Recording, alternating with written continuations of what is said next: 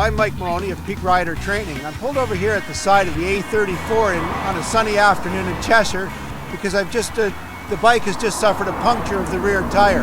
So I've just located this screw in the tire here. It's a wood screw, and I'm going to repair this at the roadside. Now these are simple skills that really any biker should know. A simple tire repair kit, doesn't cost much money, will fit under the seat of most bikes. And I believe we can be going here in the next 15 minutes rather than waiting 2 hours for a call out from the rescue service.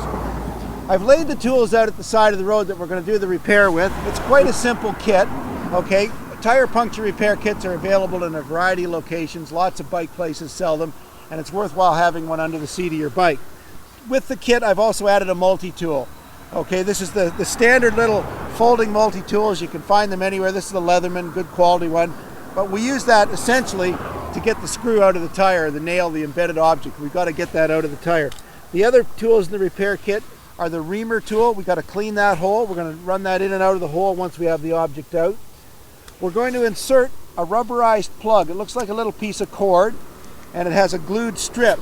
Once the tire heats up, when we get rolling again, the heat of the tire will actually cook that glue and makes a very, very effective repair.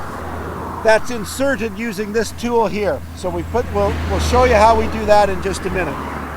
And we're going to complete the repair by inflating the tire with the CO2 gas cartridges, which will give us enough inflation to get to a nearby petrol station and make sure we've got the right inflation pressure. We've used the chalk, okay? We're going to go around the circle, make a circle around the screw. That way if the tire moves, we can easily spot it again. We want to know where we're at. We need to get the object out, so that's why we have the multi-tool. In this case, we got this nice pair of pliers. Okay. This screws in here quite good, and as soon as it comes out, I think we're going to start losing a lot of air very quickly. This is a long old beast, this one. But you know, you can pick up just about anything in the road, so. But the thing is, we can repair these at the road quite quickly. Now you will notice I've got a high-vis vest on. We're in a lay-by at the side of the road. Well, I want to be a brightly visible object, okay? I want to be seen out here. I'm off the carriageway, I've looked around, it's safe, it's clean around here. We're well over near the curb and away from the car. Okay, we have the air coming out there now. We can hear it hissing, and we're going to use the reamer tool. And we got to make that hole nice and clean. So we're going to run that reamer back and forth a few times, make a nice clean round hole. All right. Now we're losing air quite rapidly, and we want to keep some of it because it really does help us get the plug in. So we're going to take one of these strips, these glued strips, and we're going to feed it through the eye of the needle here, which is a bit of work on its own. And that's where the multi-tool comes in again. We're going to take the multi-tool and help pull it through.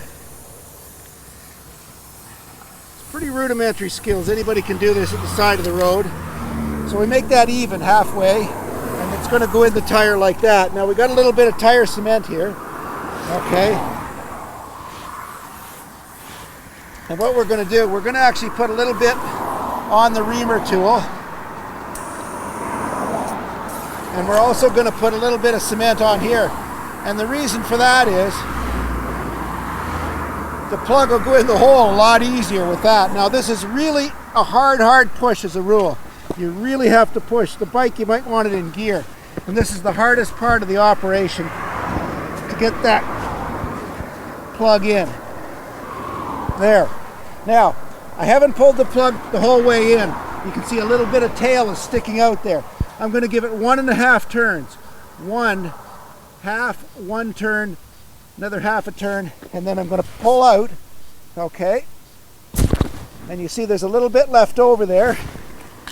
All right, so we're going to take a little knife out of our kit here, and we're going to cut that excess off flush with the tire.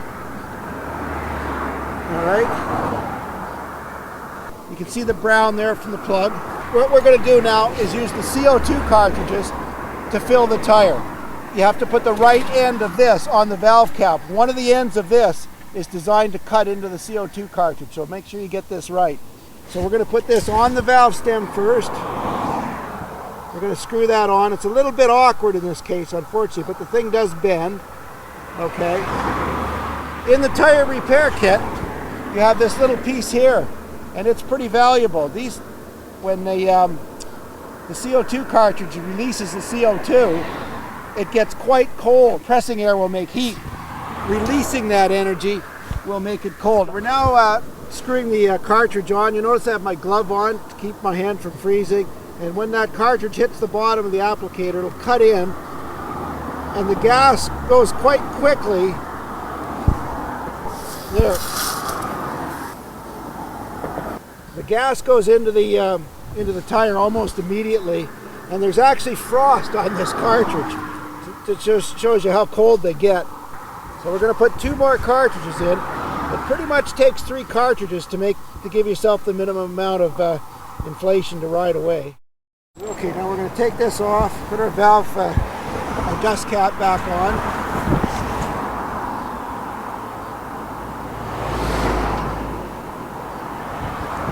Now our final check is the old spit test. A little bit of spit on your finger around the puncture. If you see any bubbles, it means your repair wasn't very good. In this case, there's no bubbles. We have a sound repair. Now when a tire such as this is a Michelin with Kevlar belts, it's actually okay to repair a tire like this. If there was enough tread remaining, you could take this tire to a professional repair and have a hot patch put on the inside, and that would be all right with a company like Michelin in this case. You really should check the tire manufacturer's recommendations for repairs. If the puncture is in the sidewall, it must be replaced. There's no ifs, ands, or buts. We've got the repair completed now. It's holding air. We are going to have to go to the nearest petrol station and top it up. But here's the advantage that we've just found. We've been here less than 15 minutes. We've got an effective repair. We could continue our tour, our ride out, whatever we wanted on the day if we had to. If you phoned a recovery service for this, they'd come and get you. They wouldn't repair this at the side of the road. Chances are they'd pick you up and take you away. So you'd wait 2 hours for them to pick you up. They'd haul you off to some nearby dealer. Quite frankly, your day, whether it's a ride out or a day on a tour, would be really scuppered. It wouldn't be a good thing. We've got a repair done in 15 minutes. We're good to go. Who doesn't like that? We still got some sun. Come on out and join me for the ride. I'm Mike Maloney, and this is Peak Rider Training.